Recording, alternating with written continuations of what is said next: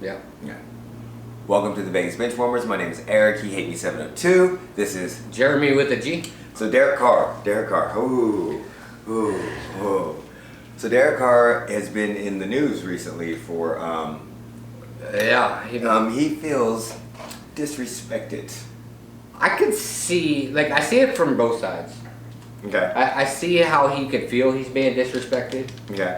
But also, as a diehard Raider fan for the last 32 years, I can also say I agree with Lincoln Kennedy telling him, well, now it's time to put up or shut up. If you feel you're being disrespected, it's time for you to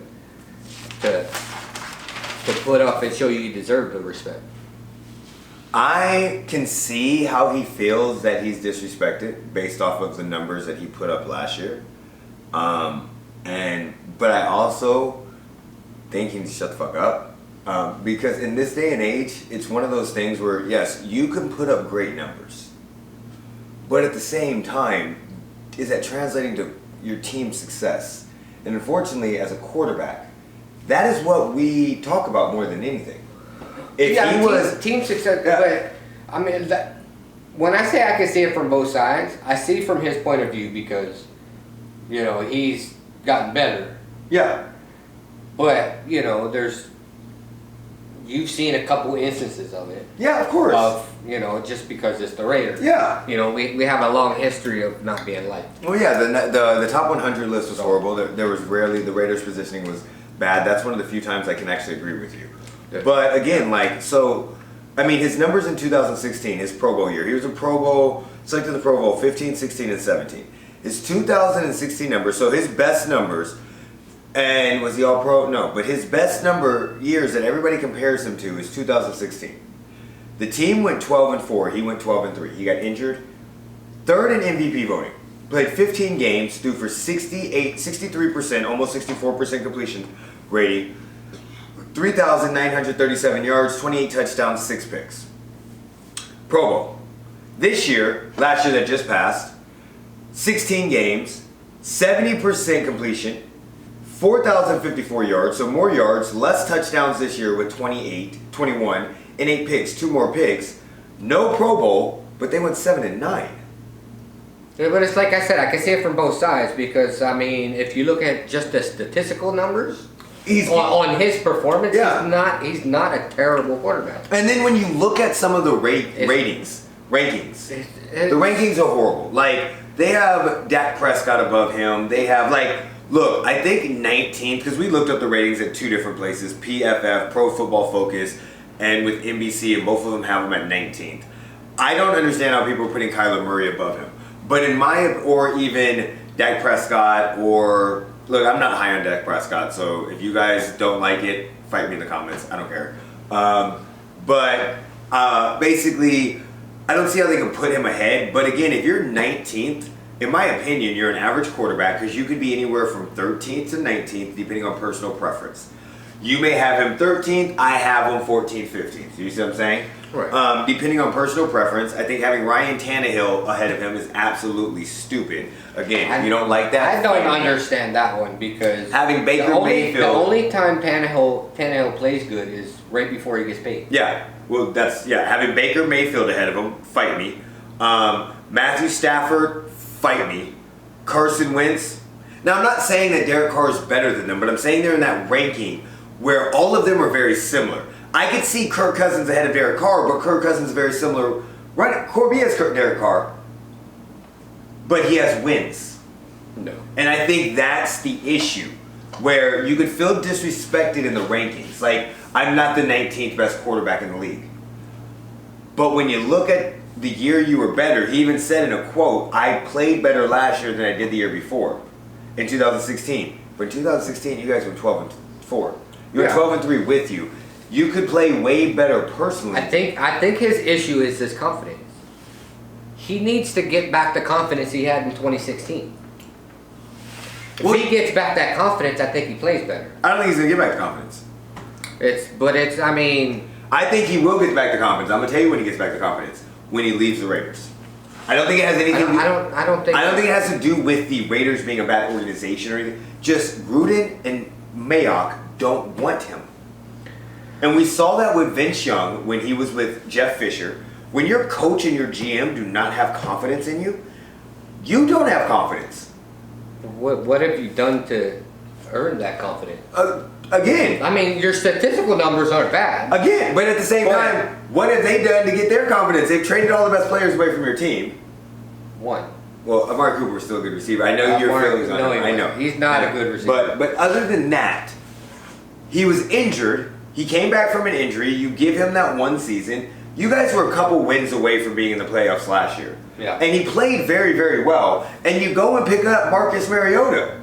Like, I get it. It's a backup. But anytime you hear the fact that we're going to bring in quarterback competition so that way we can light a fire under him, that normally means we don't trust your ass. And we have no confidence in you. And if they gave you another year to prove yourself. Again, I agree with that. You feel disrespected now. You know you've got a pretty decent starter behind you. But again, that's the issue. So if you play like shit, but that's the issue. Like, you did bring in like it's not like they bring in like Nick Foles with Mitchell Trubisky. Carr has absolutely no excuses this year. No, absolutely. But again, he has no excuses. And like Lincoln Kennedy said, either you put up or shut up. You feel disrespected, go out there and fucking win games. I can see how he just feels it. I just don't think he should have came to the media that way. I think he should have kept his fucking mouth shut because in this scenario, you went 7-9 last year. Honestly, I getting booed when I think his frustration got the better of him. I think so too. Because I mean, so I follow everything in the news about the Raiders. I know you do. Because you asked me questions about people I've never fucking heard of before in my life. And you're like, he was a Raider so-and-so. I don't give a fuck. But, I mean, when your entire... That's what I'm telling them. I don't give a fuck about the Raiders. When you're, well, let's say halfway through last year, and then your entire offseason, the entire media is saying, oh, we're trading Carr, da, da, da, da. Yeah. You know, that pisses people off. True, but at the same time, could your organization not came out and said, we're not doing it?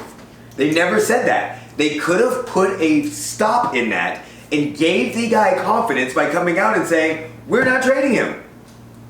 Yeah, but I think they did that in a roundabout way. And then they get Marcus Mariota. And then so you hear all offseason, we're trading Carr. By the way, we're bringing in Marcus Mariota. Nobody cared that they flirted with Tom Brady.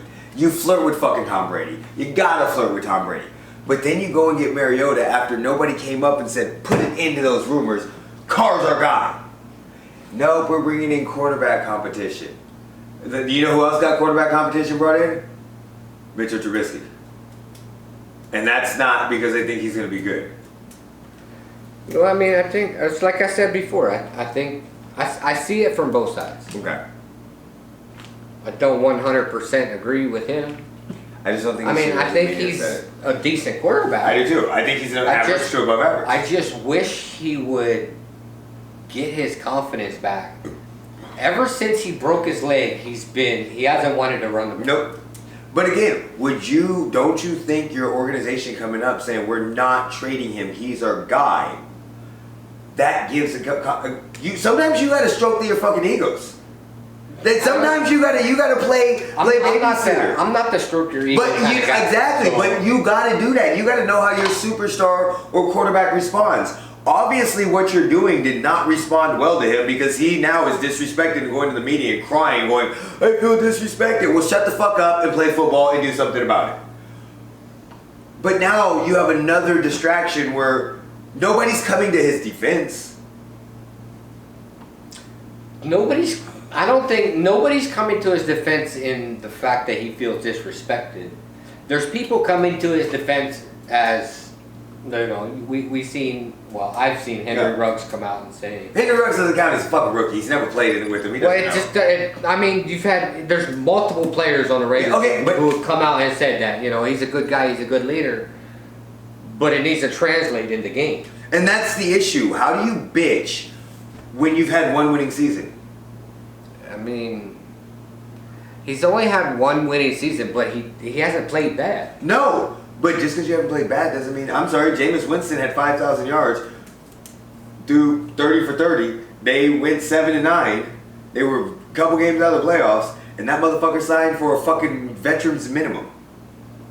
But I mean, the media wasn't hammering all over him. He went 30 for 30. The media was killing him. That's the only thing they went on him for. But that's the only thing they could really go on him for. Because other than that, They could go on him because he played like shit? He threw 30 interceptions. Of course he played like shit. Yeah, but again, he knew his role and accepted it. He immediately signed for a veterans minimum. So when you sign for $2 million, you immediately said, okay, I know what the fuck I need to do. I need to learn. So he immediately humbled himself in the first 4 weeks of the offseason.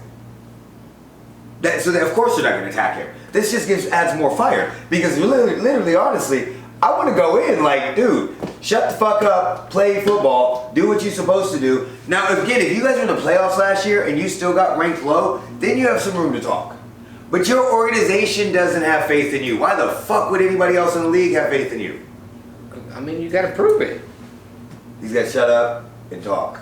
And play. And play. And play. Just and like play well. No, Derek Carr, listen. Not just good stats. Nobody cares if you take that frustration and turn it into W. You can put up 5,000 yards and 40 touchdowns and 10 interceptions. And if y'all don't make the playoffs, we don't give a fuck. So, if you put up 28... I give a fuck. If you put up 28 yards, 28 touchdowns, and 10 interceptions, and 3,500 yards, and y'all make the playoffs, guess what? You'll be looked at as a better quarterback. All translate to winning. Win! Win, baby, win! Yeah. Pretty much. Other than that, stop fucking crying in the media. You got anything else to say? No, I think we got it. All right, well, go ahead. Let us go. Put me in, coach. We out.